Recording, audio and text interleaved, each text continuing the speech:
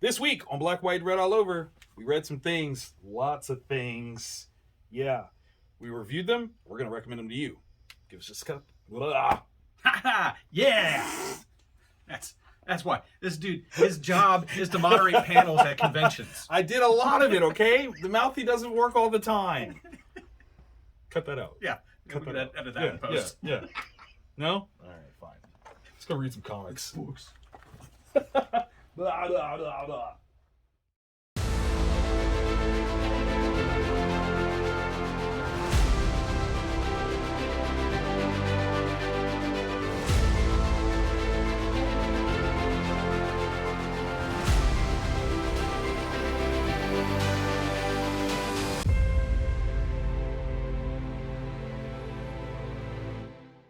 Ready? And hello and welcome to a brand new episode of Black, White, and Red All Over. I'm Victor Dandridge, the hardest working man in comics. Ryan Seymour, king of Comic Town here in Columbus. Boom, wear your crown, Ohio. sir. Yes, indeed. Yes, indeed. Okay, so we took on like a ton of books Yes. actually this week. There were a lot that There were. What's going on with July? I don't know.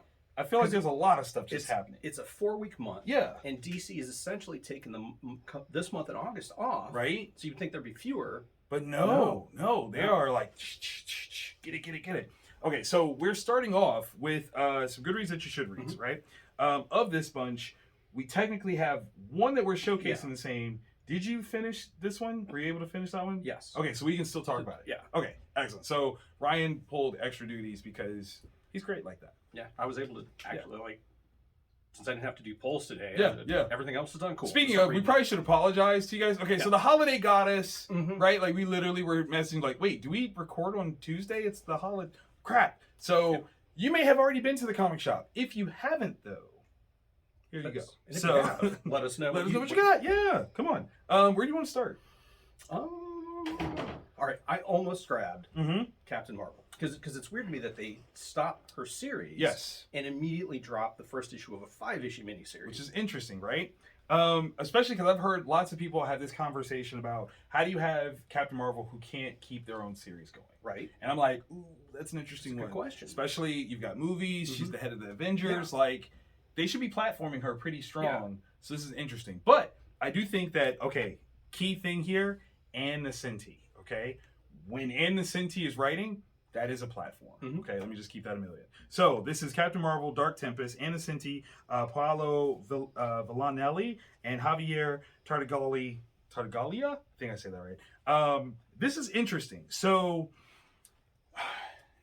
Ann is a legend when it comes to comic making, writing, everything. And getting Carol under her pen is kind of a big deal. Yeah. Right? This Carol is strong. This is really grounded.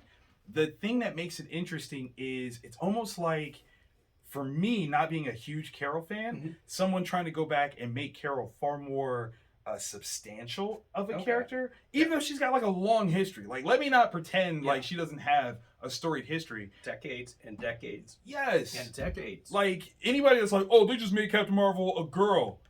Slap yourself. Slap yourself. But there's an aspect of this that is like, no, she seriously has been a huge character and you just didn't know it. And there's nothing wrong with that, but it's kind of an interesting thing to take note of with all of the hullabaloo of her character and like media and stuff. So this is kind of a fun thing where if you ever thought that the Captain Marvel movie just wasn't what you wanted more meat, this is what that is. Like right there. They do platform her very well as one of the strongest superheroes. Like she is. Literally. Yeah. And I think it's so crazy that it took the movies to say that about her. Yeah, it's weird to me because how huge she is on the screen. Like people love Captain Marvel. They love Brie Larson's interpretation of her. Yep. And it's not translating to comic sales, which is usually the opposite, where if like a character blows up big on the screen, you're going to see an uptick in comics. But for whatever with her, and I don't know why. It just blows my mind. And the Jen Bartel Hellfire variant, beautiful. Yeah, it's just amazing. Yeah. So definitely pick this up, especially if you're a Carol Danvers fan. If you want to see Captain Marvel go higher, further, faster, they make a reference to that. Oh, do they? Yeah, of course they do. So of course they do. It's actually really good. So pick that up. Alrighty. The only reason that this book is in the suggested reads Yeah. is because it is such a Ryan book. Okay, that's fair. So that's I'm fair. just gonna preface that. Right. Alrighty, from Sumerian Comics, E. Pliskin and Benson Chen. Mm-hmm. All right, so let's get both the E's. Created and written by Emilia and Emiliano Pliskin. Okay. So that is the 2 E's. Gotcha. Alrighty. So the color choices once again are just it just looks yeah, righteous. It's got the way the art is rendered. It has this like vibe that the book could almost be black and white. It's got this underground feel to it. That's beyond trippy. Yeah, it is so cool. Like, all right, so these kids, these nether dwells, these teenagers, early 20-somethings, they're taking a trip. They're going to a park. 1970s like horror movie style. Okay. Drunk. Partake of various pharmaceuticals and of each other. And yes. Yeah. Makes sense. And so they stop by a gas station, like some kind of convenience store on the way there, and they steal something. Oh, why do you heckle? Yeah. The temptations of fate. Come on. There is a very special thing that happens as a result, and it goes from. No, that's bad. Right? That's bad. No! That tail end of stuff where you're yeah. That's where it all begins. Nope. So, it is a massive, massive mind twist. I can't wait to see whatever this thing does and how it does it. Don't want to. But yeah, like it's 70s slasher vibes, but with like. That's just the thing. That thing reminded me of visuals from Dumbo, and. Okay. Yeah. Oh so that's gosh. A no. That's an instant no because those visuals, I think not. No. Or Who Framed Roger Rabbit? No. That's even worse. Yes, I did see that. No. No. Yeah, because if they maintain the look for the that's how it is in the real world. I don't want it. None of that want it. I don't. Is a spoiler. You'll read it. You'll need to read it to know. You'll need to read it to know. That's definitely a Ryan book. Yeah, it totally is. Okay. We're gonna jump into this one. Okay, so Night Terrors First Blood #1. This is Joshua Williamson, Howard Porter, and Anderson bringing this one to life. Okay, so I was under the impression that this was the beginning of the Night Terrors story line. Yes, and it is and isn't all at the same time. It's like kind of an alpha, kind of like I don't know. It's like a 0 issue, if right? you will. Because there's a separate 4-issue miniseries that's called Night Terrors. That's not this. That's not part of Okay. Yeah. Okay, so here's the thing. On a few levels, I was not in love with this, but part of it is because I don't really know what I'm getting into, and I don't know if that's is that me? No. Is it okay? Because here's the thing. Okay, so when you had like Dark Knights of Steel, right? You get a clear indicator, like okay, this is going to be Batman and Superman driven. Yep. Like Night's Terror, I'm like, okay, this is going to be another Batman driven story. Yeah. But it's not. So I'm really not sure what to expect in this. It's super weird because the actual lead-in was the Free Comic Book Day book that DC put out. Gotcha. Outside of that, it's been referenced, like one of the new villains in this was in... the last page of, was it Action Comics? Yeah. So, okay, for you guys out there that don't know what we're talking about with Night Terrors, the month of July and the month of August, almost every DC title is on pause because some villain has taken the Nightmare Stone and hid it inside the dreams of one of the heroes. And as long as it's in there, everybody's asleep. Okay. So it's this Nightmare Realm. And each of the 2-issue miniseries are nightmares, the particular Nightmare Realm that character is inhabiting. Interesting. Okay. So wait, here's my concern. That by calling it Night Terrors, do we kind of already know what hero's mind it's hidden in? Because it's KN. Yeah. That... Right. All right. And if every book is on pause, why not have made the last issue of everything, like the final couple pages or whatever, something all of a sudden happens, like, oh, why am I falling asleep? Like something... To lead into this. Yeah. Okay. Because I thought that was me. No. I thought it was me. Okay. No, that's something that's super frustrating. Like, we try to be positive. Yeah. Like, that's our thing. Like, there's so much awesome. Absolutely. So when something like this happens and you're like, why? And this was it's fumbled. Especially, so, because here's where I want to compare something like that to. Yeah. I want to compare it to Death of Superman, right? Death of Superman, where this was this lead-up event, and then, like, the subsequent issues fit into that. I want to compare it to Age of Apocalypse, where again subsequent series set that up, Legion Quest, and then you have Age of Apocalypse that takes over the actual series. Yeah. It funnels to a point. Yeah. And DC didn't for some reason, which is super frustrating because some of it could be very easily handled. So like they've got some corollary stuff. Like so, Batman Night Terrors #1 could have just been the next issue of Batman. Right. Like he falls asleep at the end of the first one, and then we pick this up. Yeah. Dude, that would be really cool. Yeah. Okay. So let me ask this question. Is it possible that to effect what DC is attempting to do is utilize the buyer's tendency to grab a new #1 versus keeping the trend of legacy? Yeah. Because it's what sucks is that there are some of these books that are amazing. Yeah. Like Batman, like I'm going to be reviewing here, and I'm going to be reviewing another one also this week. And it kind of creates this barrier. If you don't know what you're getting into, why do I want to pick up this one issue or two? Right. Because they're all 2-issue miniseries. And if you're not really aware of what it is that you're getting, you can't really invest that. And certainly not in lieu of the books that you normally would have gotten. Right. Wow. Okay.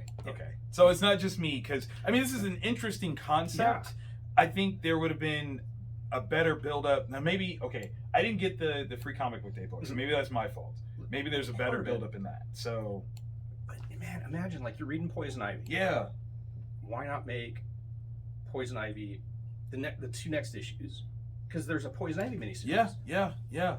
Play it. Yeah, man. Ravager, like all of those books. If you kind of connect them to the stories that are being told right now, then it kind of fits into something a little bit bigger and it's kind of more interesting. Yeah. That's okay. All right. Yeah, that's my complaint. Yeah. No, I dig it. Tell me about this one. Yeah, because it's going to create a situation where if you're going to skip, you're going to miss out on stuff like Batman Night Terrors #1. And one of the big things with Batman is he's a scary dude. Yeah. Like he just really is, because there was like the Yellow Lantern ring tried to attach to him and he's like, no. And he's like, nah. And it was like, okay. And it was scared of him. Right. So this one, what kind of nightmares do you think Bruce Wayne has? That's a terrible thing right there. I don't like that at all. It 100% is. And even within the context of his nightmares, he's still Batmaning, where he's like in what's the Inception. Yeah. Where like Leo's got that thing to know when some of that stuff Batman kind of has. And so he knows where he's at in reality. Okay. And so it's him trying to navigate these traumatic as heck. Man, okay. Now hold on. With that in mind, like this could have easily been a great carryover from the failsafe stuff that Inzan Nur had set up. So like, oh man, you're right. If they had just done like the continued storytelling, that would have been sweet. Yeah, and it's really good. Like I enjoyed the heck out of it. Yeah, because Batman having to deal with the stuff that he represses or the stuff that he normally uses as a tool for like moving himself forward. Right. He's never like taken that moment to grow and heal from it. So now he's stuck in it, and it's really really cool. And then there's a backup story with Damien. Yeah. What the heck is going to be going through that kid's head as a nightmare? Lot of murder, right? No, he'd have to be really nice to everybody all the time, and that would be his nightmare. Yeah, like, yes, why do I have to? I love you. I love all of you. It hurts. Don't hug me. Don't hug me. All right. Fair game. The last one on our Goodreads you should read is Barnstormers. I have to always not say Brainstormers. I want to say Brainstormers so bad. Barnstormers. This is Tula Lotay and Scott Snyder. The Ballad of Love and Murder. And what I love about this is one, the way this is kind of set up. It's such a different kind of book. Yes. This is not a fights and tights superhero story under any circumstance. So if that's what if you're coming for Batman-esque-ness because Scott Snyder's a part of this, don't do that. That's not what this is. There's like a Howard Chaykin-y sort of period piece vibe on it. Very. And we were talking about this before. Okay, so when it comes to this story and its production, the curiosity for me is why this story now, right? Yeah. And obviously, as the first issue, and it's a hefty book, right? Yeah, like you're getting like 2 issues worth. $5. Yeah. No ads, and it's they don't even number the pages. It's thick. It's thick. But in terms of like experimental storytelling, or experimental property, like it's just one of those things where you got Scott Snyder, whose name is hotter than hot, right? I mean, it's synonymous with lava, and he comes out with something here that, like, Tula is amazing as an artist, right? Like, she is fabulous, and it looks amazing. Yeah. But it's so unconventional from your traditional comic fare. So, is this an attempt to branch comics out further? Maybe. Okay. Because I could see that. Because it is more. It's historical. It is a period piece. All right. If you don't know what a Barnstormer is, there's no spoiler there. Yeah. No. In the 1920s, a little bit before, a little bit after, barnstorming was a thing where people that owned planes would basically do shows for people, like Evel Knievel style. And this person in here is a barnstormer. Right. I'm not doing the math on like how much the conversion rate is It's for the Be, money. I mean, per the time, like $1 per person. Yeah, that's a bunch. That's man. a lot. That's a lot of money. Like $1 was hard to come by back then. So if you have a gaggle of people, and gaggle is a very specific term, everybody gives you $1, like you're coming out on top. Like that's pretty good. Sheets yesterday did a thing where gas was $1.77. Yeah. I feel like this is a correlation to that. Like that's the kind of like money that you need to just make a run at Sheets. Like it's absolutely. But no, it was an interesting story. Okay, so dialogue wise, characterization's very on point.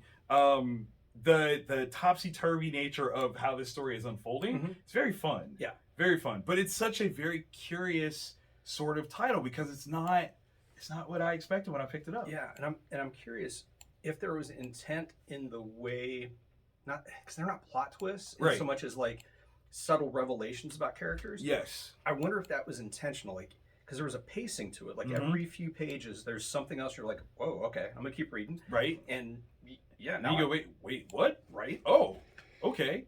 So yeah, this is a very interesting sort of story. Like we were saying, we don't know if it's like based on a true story, if it's like family history. Yeah. Like what? So Scott, if you can, tell us what made you want to do this book right now? Like out of all things that you could do, why this one right now? What is it that you're aiming to get? Because I'm super curious because you can do whatever you want. Yeah. Like, pretty much you can like say, I would like to write this book and somebody will say yes. Somebody like, here, write it. So when you want to do this, especially as a Dark Horse Originals piece, this is your hand pushing it. Yeah, I'm really curious. Like, is it just a matter of saying comics don't have to be fights and tights and superheroes, and I can do that too? Like, I mean, what hasn't Scott written? Right? He's done horror. He's done superheroes. Yeah. Why not this? Yeah. Very cool. All right, we're gonna take a quick break, but when we come back, we're gonna have the must reads, the ones that you should not leave the comic shop without. We'll see you in just a second.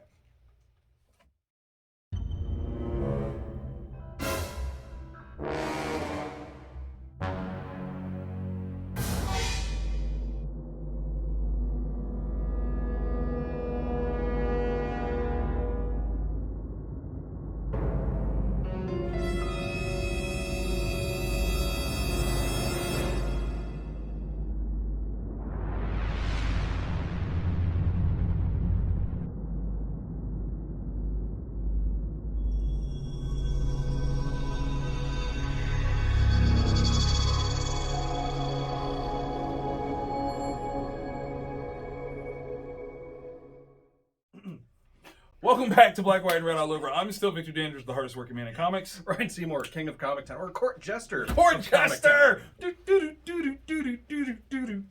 Hey! All right, so we're back with the must-reads, okay? These are the ones that if you go to the shop and you don't go home with these, you're missing out. You are! And I shake my fist. Shaking the fist. Okay, so we've got one that's the same and then two totally different. Where do you want to go? Oh, man, that's tough. Let's end with the one that's the same. Okay. We can do that. And see, the other two, like that's the problem is there are so many books that there are some good ones. Okay, let's do this. Let's do DC books, different one, and then the same. I'll start it off. Okay, Dawn of DC, Adventures of Superman, John Kent. Oh my God. Okay, Tom Taylor, Clayton Henry, Jordi Belair. It's about to go down.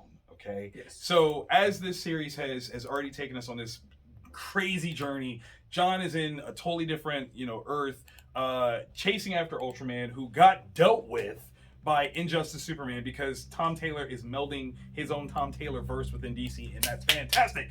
But we are now knee deep with John being asked to pick sides. Oh. In terms of who is he going to ride with? Is he going to ride with his killer dad, right? Wow. Or the insurgency, right?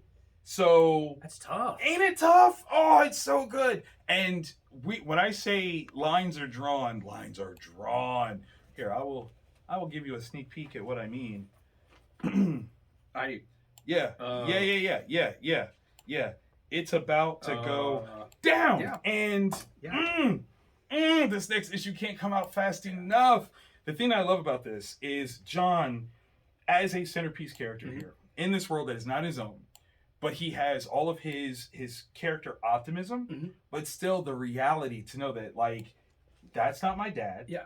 And your world is not my world. Yeah. So how I do things here has to be a very delicate sort of move, because what I do isn't really bothering me. Like, if I go home, I go home. Yeah. It's a slippery slope. Like, you open the door to potential, like, I needed to do it this time. Right. When am I going to... Yeah. Right. So, like, this is going to be such a defining character moment for John. If you're a fan of John Kent, and you should be. This is the series that you need to be reading just to get more and more Johnny all the time, because this is amazing. So, high marks. Listen, anybody that's been complaining about a lack of good Superman content... Yes. You're done complaining, because you got absolutely. this, you got action, you got regular Superman. Superman lost. Oh my God. Oh, wait, hold on. So it just hit me. I don't know why it just hit me, but it just hit me. So we have the announcement of the new actor that's supposed to play Superman, David, right? Everyone keeps saying that he's like a young looking Henry Cavill. What if he's playing John? Oh. It just hit me. It literally just hit me. What if he's playing John? Yeah. And they do still have a plan to use Henry Cavill. Because he's Clark. Oh. Because I don't think I've seen it. Have they said that it's Clark and Lois? Or have they said that it's Superman and Lois? I don't know. I honestly don't know on that one. We will have to play around with that. Because if he's... because he does look like a younger version of Henry Cavill. But if he plays John, that works. Yeah. Superman Legacy, if that's really about John. Oh. Yeah, because it's called Superman Legacy. It is called Superman Legacy. So, like, if he's taking up the mantle and, like, something happened, what if it's... Okay, never mind. I'm sorry. That could be amazing. Pick this book up. All right. Another one of the true gems from the Night Terrors run. Night Terrors, the Joker. We got Rosenberg, Raphael, and Fajardo Jr. So... what could be the nightmare realm that the Joker would inhabit? Well, you know the thing, like, cars going down the street, like an ice cream truck's going down the street, right? Dogs chasing it, but he's never fast enough to catch it. Absolutely. Joker actually succeeds at his plans. Batman is dead. Oh. What does he do now? Right? So he ends up working. It's actually brilliant. So he gets a job at Wayne Tech. No, that's inappropriate. And he's trying to work his way up the food chain to get either at the money or the secret information from the weapons stuff.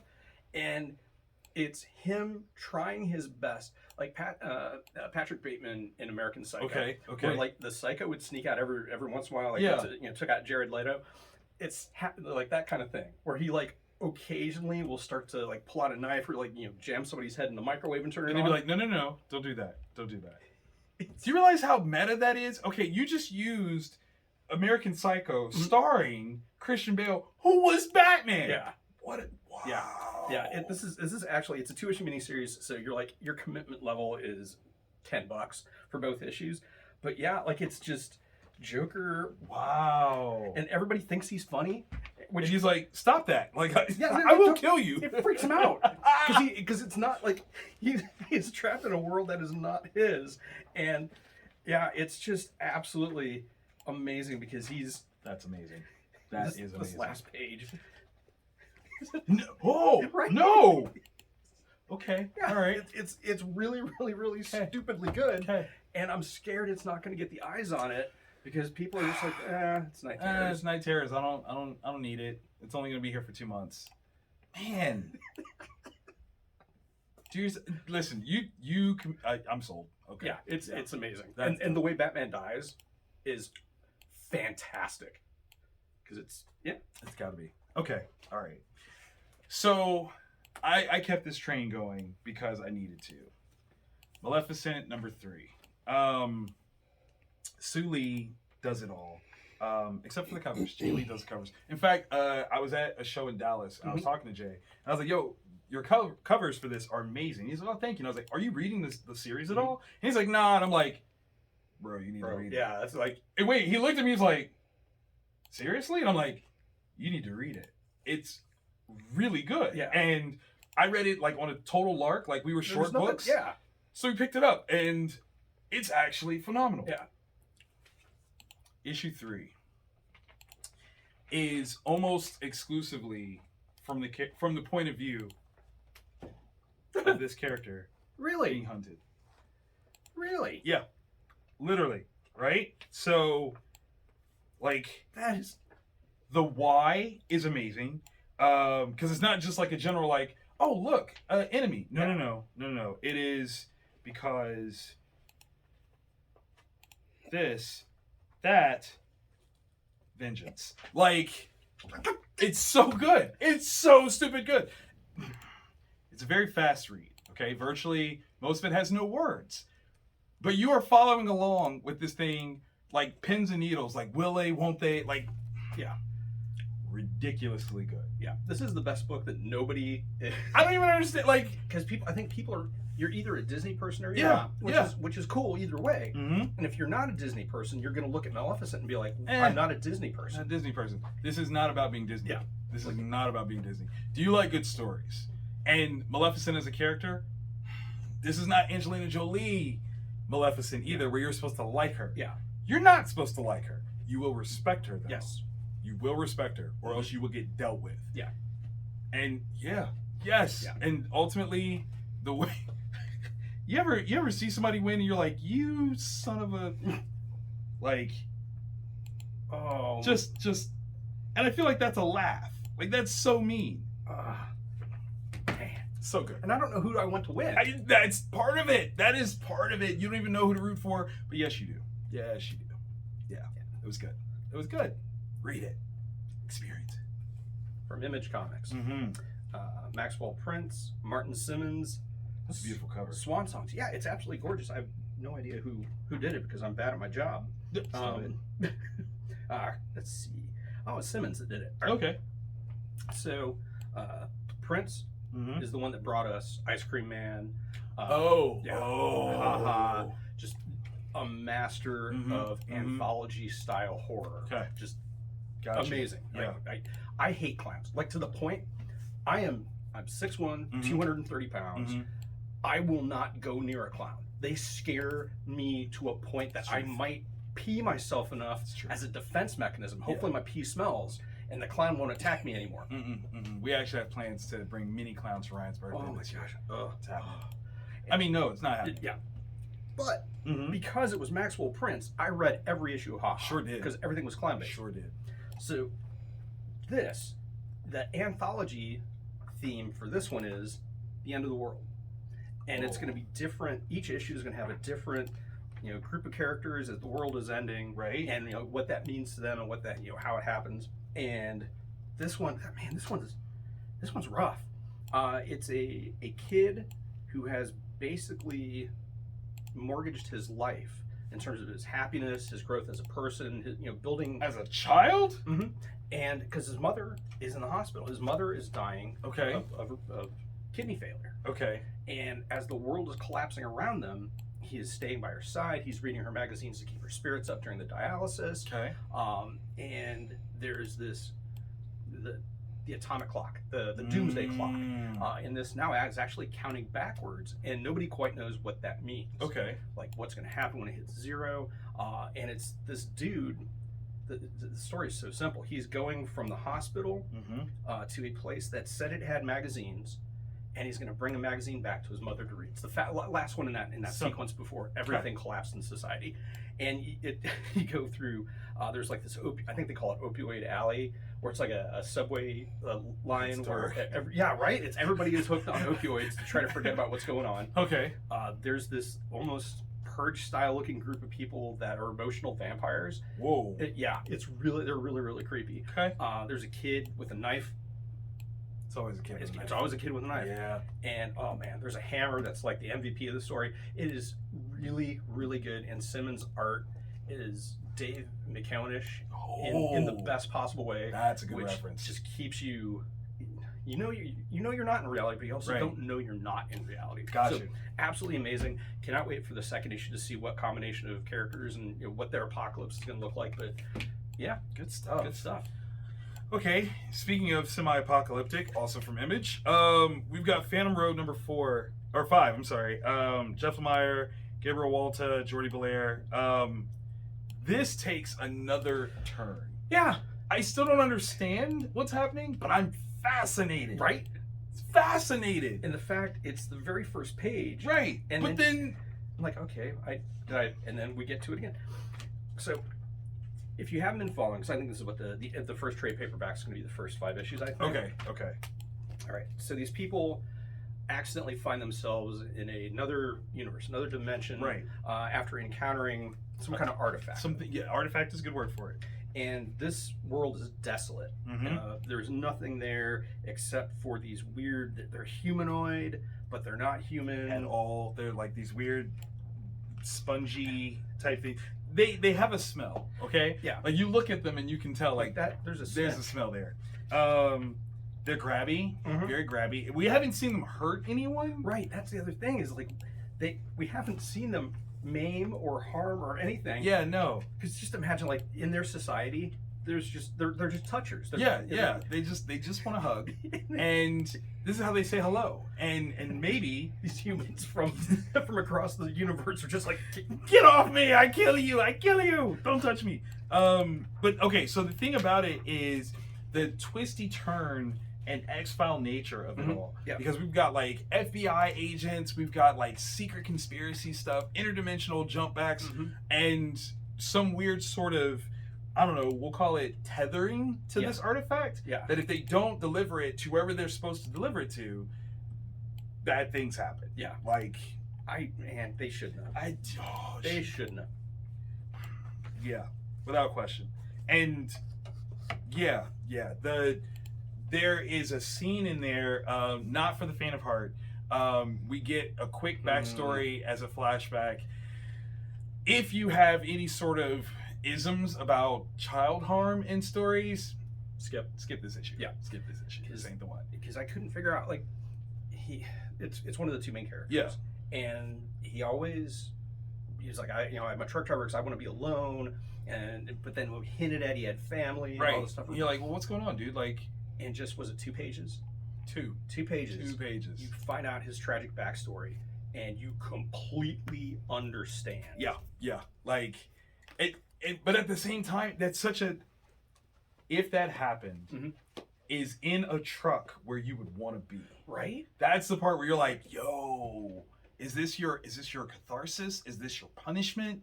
What is this for you? Like, like that's a lot. So, and that's the thing that makes this book so good for being so confusing. There's just stuff for you to latch onto and just be like, that makes sense. I want to read more.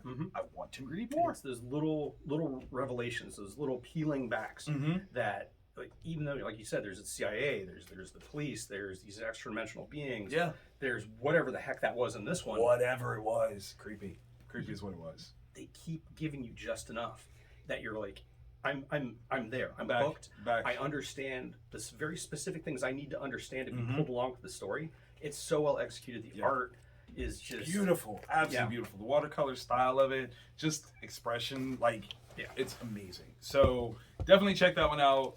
You should check out all these books. You should check out all the books that we talked about this week. Hopefully you did, and if so, leave a comment down below. If we missed something that was on your read pile, we want to know what it was. Like, tell us what we missed, because we had a lot of stuff to choose from. Yes, so very much did. And hit the like button. definitely hit the like button.